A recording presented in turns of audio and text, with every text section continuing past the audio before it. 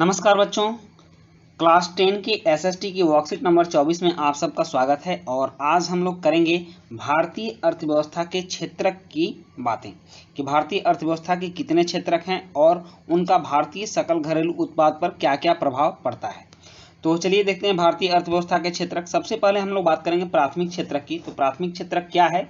वह क्षेत्रक जिसमें प्राकृतिक संसाधनों का प्रयोग करके वस्तुओं का उत्पादन किया जाता है प्राथमिक क्षेत्रक कहलाता है।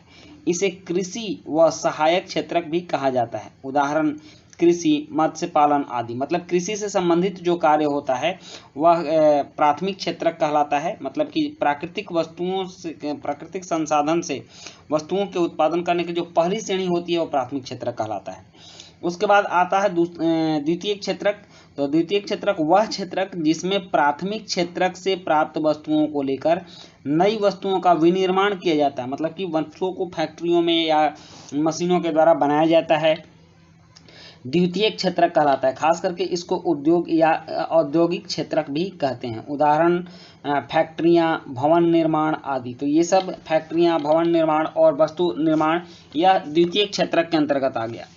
और तृतीय क्षेत्रक प्राथमिक और द्वितीय क्षेत्रक के उत्पादन गतिविधियों में सहायता करता है। जैसे इसे सेवा क्षेत्रक भी कहते हैं। तो उसमें जो काम करने वाले लोग होते हैं तो उसको सेवा सर्विस कहा जाता है। तो सर्विस एरिया जो है वो तृतीय क्षेत्रक मतलब सेवा क्षेत्रक के अंतर्गत आता है। जैसे बैंकिंग, परिवहन, होटल इत्यादि, ये सभी सर्विस क्षेत्र है। तो यह तृतीय क्षेत्रक के अंतर्गत आता है।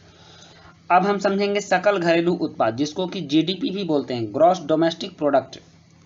तो यह सकल घरेलू उत्पाद क्या होता है? तो किसी विशेष वर्ष में प्रत्येक क्षेत्रक द्वारा उत्पादित अंतिम वस्तुओं और सेवाओं का मूल्य उस वर्ष में देश के कुल उत्पादन की जानकारी प्रदान करता है। मतलब कि एक साल में उस देश में कितने वस्तुओं का उत्पादन हुआ और सेवाएं की गई, तो कितने रुपए की सेवाएं की गई, तो इन सबको जोड़ा जाता है। और इन सबको जोड़कर और तीनों क्षेत्रकों के उत्पादनों के योगफल को कृषि से कितना आया, उद्योग से कितना आया और सेवा क्षेत्र में कितने रुपए का काम किया गया, तो इस सब को जोड़कर देश का सकल घरेलू उत्पाद बनता है, ग्रॉस डोमेस्टिक प्रोडक्ट जीडीपी बनता है। तो इसको सकल घरेलू उत्पाद कहते हैं। अब इसमें एक और समस्या आ जाती है, दोहरी गणना की समस्या। ये दोहरी गणना की समस्या क्या होती है? यह समस्या तब उत्पन्न होती है जब राष्ट्रीय आय की गणना के लिए सभी उत्पादों के उत्पादन मूल्य को जोड़ा जाता है, क्योंकि इसमें कच्चे माल का भी मूल्य जुड़ जाता है। अब जैसे मान लीजिए यहाँ कृषि क्षेत्र से कुछ वस्तु निकला तो इसका मूल्य भी जुड़ गया। यह गया यहाँ द्वितीय उत्पादक क्षेत्र में गया तो इसमें भी कुछ मूल्य जुड़ गया।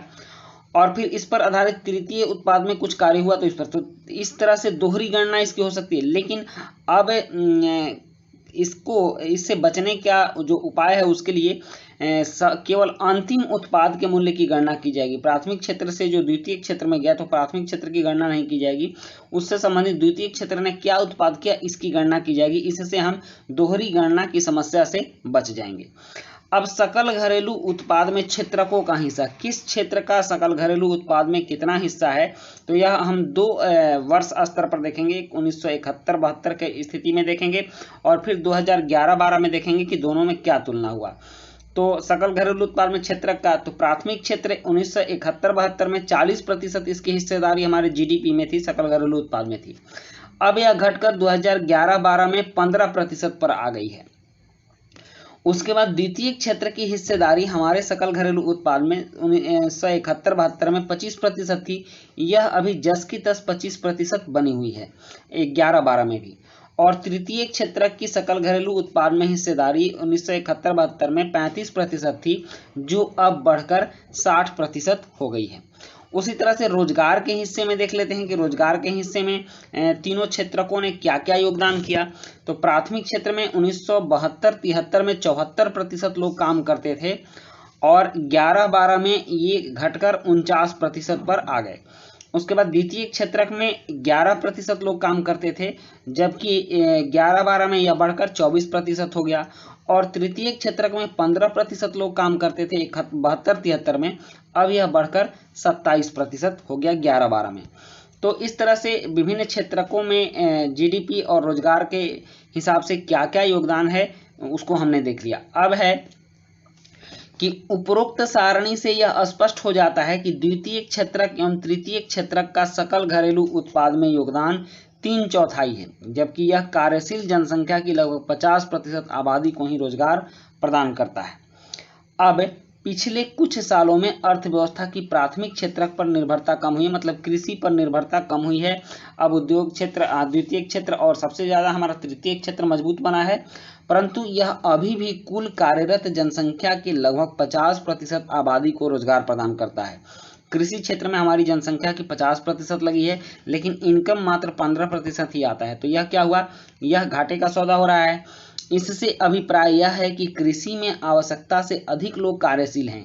दूसरे शब्दों में यह कह सकते हैं कि कृषि क्षेत्र में लगे लोग अल्प बेरोजगारी की समस्या का सामना कर रहे हैं। यह बेरोजगारी छिपी हुई होती है। इस प्रकार की बेरोजगारी को छिपी हुई बेरोजगारी कहा जाता है, मतलब कि ऐसी बेरोजगारी जिसमें कुछ समय के लिए आपको काम मिले और कुछ समय आपको बैठे रहना पड़े, छिपी हुई बेरोजगारी कहा जाता है। अब यहाँ 3 प्रश्न है। भारतीय अर्थव्यवस्था के तीनों क्षेत्रकों की तुलना कीजिए, सकल घरेलू उत्पाद से आप क्या समझते हैं वर्णन कीजिए, और छिपी हुई बेरोजगारी का वर्णन कीजिए। तो चलिए अब इन प्रश्नों के उत्तर करते हैं। प्रश्न 1 है कि भारतीय अर्थव्यवस्था के तीनों क्षेत्रकों की तुलना कीजिए कि कौन सा क्षेत्र कितना रोजगार देता है और कितना सकल घरेलू उत्पाद में उसका योगदान है। तो इसका उत्तर है कि भारतीय अर्थव्यवस्था में प्राथमिक क्षेत्र में 49% लोग कार्य करते हैं, मतलब 100 में 49 लोग कार्य करते हैं, जबकि देश के सकल घरेलू उत्पाद में उसकी हिस्सेदारी 15% की है। तो आप इसको ऐसा समझिए कि अगर देश का कुल आय 100 रुपया है और कुल जनसंख्या 100 है, तो इस 100 जनसंख्या में से 49 लोग खेती में काम करते हैं और 100 रुपया जो भारत का इनकम आता है उसमें से मात्र 15% ही इनकम दे पाते हैं। तो इस तरह से इस कृषि में आवश्यकता से ज़्यादा लोग जुड़े हुए हैं, 49 लोग मिलकर मात्र 15 रुपया कमा रहे हैं। तो इस तरह से यह कुछ इस तरह का हुआ कि इसमें छिपी हुई बेरोजगारी दिखती है। और द्वितीय क्षेत्र में 24% लोगों को रोजगार मिलता है, जबकि इसकी सकल घरेलू उत्पाद में हिस्सेदारी 25% है। और मैन्युफैक्चरिंग के क्षेत्र में, औद्योगिक क्षेत्र में 24% लोगों को, 100 में 24 लोगों को रोजगार मिलता है। और कमाई की बात करें, इनकम की बात करें, तो 100 में यह 25 रुपया देता है। तो कृषि की अपेक्षा यह क्षेत्र थोड़ा अच्छा है, ठीक है। उसके बाद तृतीय क्षेत्र में 27% लोगों को रोजगार मिलता है और सकल घरेलू उत्पाद में इसकी हिस्सेदारी 60% है। तो इस प्रकार स्पष्ट होता है कि तृतीय क्षेत्र भारतीय अर्थव्यवस्था में महत्वपूर्ण भूमिका निभाती है और सकल घरेलू उत्पाद में इसका हिस्सा बड़ा है। उसके बाद प्रश्न 2 है। प्रश्न 2 है कि सकल घरेलू उत्पाद से आप क्या समझते हैं, वर्णन कीजिए। तो इसका उत्तर है कि किसी विशेष वर्ष में प्रत्येक क्षेत्रक द्वारा उत्पादित अंतिम वस्तुओं और सेवाओं का मूल्य उस वर्ष में देश के कुल उत्पादन की जानकारी प्रदान करता है। तीनों क्षेत्रों के उत्पादनों के योगफल को देश का सकल घरेलू उत्पाद कहते हैं। अब है प्रश्न 3। प्रश्न 3 है कि छिपी हुई बेरोजगारी का वर्णन कीजिए। तो जिस क्षेत्र में लोग अल्प बेरोजगारी की समस्या का सामना करते हैं, तो यह बेरोजगारी छिपी हुई होती है। जैसे कृषि क्षेत्र में लगे लोगों को कुछ समय तक काम मिलता है, फिर कुछ समय तक उन्हें काम नहीं मिलता। इस प्रकार की बेरोजगारी को छिपी हुई बेरोजगारी कहा जाता है। तो बच्चों, ये थी आपकी आज की वर्कशीट और आज की वर्कशीट कंप्लीट होती है। वीडियो अच्छी लगी हो तो लाइक, सब्सक्राइब, कमेंट जरूर कीजिएगा। मिलते हैं नेक्स्ट वीडियो में। Thank you.